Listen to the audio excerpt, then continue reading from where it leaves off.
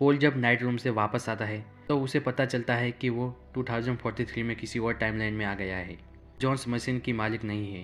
City पर veg 7 का कब्जा है। उसका लीडर डिको नहीं बल्कि रैमजे है। जॉन्स यहाँ एक प्रिजनर की तरह है जो सिर्फ मशीन की थोड़ी बहुत रिपेयर करती है। पता चलता है कि 2015 में कैसी मारी गई। उसके मरने से पूरी हिस्टोरी बदल गई। प्लग 1 साल पहले ही शुरू हो गया और दुनिया और तेज़ी से ख़त्म होने लगी। कुल के साथ एक अलग ही चीज़ हो रही है। उसे 2 अलग अलग रियलिटीज़ की यादें आ रही है। एक जहां वो रैमजे का दोस्त है और एक जहां वो रैमजे का दुश्मन था।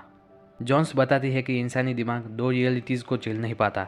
अगर कोल ने टाइमलाइन ठीक नहीं की तो ये डबल मेमोरीज उसे मार डालेगी। जॉन्स और रैमजे मान जाते हैं कि कोल को वापस भेजा जाए ताकि वो कैसी को मरने से बचा सके। मशीन को चलाने के लिए पूरी पावर खत्म करनी पड़ती है। जॉन्स को गोली लगने की वजह से वो मर रही होती है, लेकिन वो मरते मरते कोल को एक राज बताती है।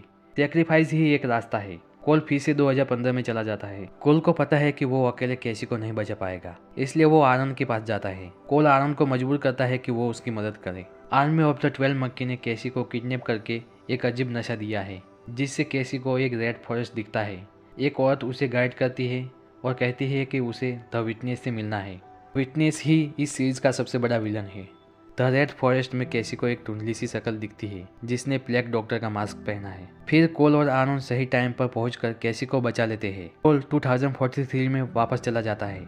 यह देखकर आरन को यकीन हो जाता है कि कैसी सच बोल रही थी। कोल जब 2043 में पहुंच जाता है तो सब कुछ पहले जैसा हो चुका है। जॉन्स वापस अपनी सीट पर है और एमजे उसका दोस्त है और टाइमलाइन रिस्टोर हो चुकी है। एपिसोड के एंड में हमें दिखाया जाता है कि कोल जॉन से पूछता है कि सेक्रीफाइस का क्या मतलब है। जॉन्स बताती है कि बार बार टाइम ट्रेवल करने से कोल का शरीर अंदर से टूट रहा है। कोल के पास अब बहुत कम जंप्स बचे हैं। हर अगला जंप उसे मौत के करीब ले जा रहा है।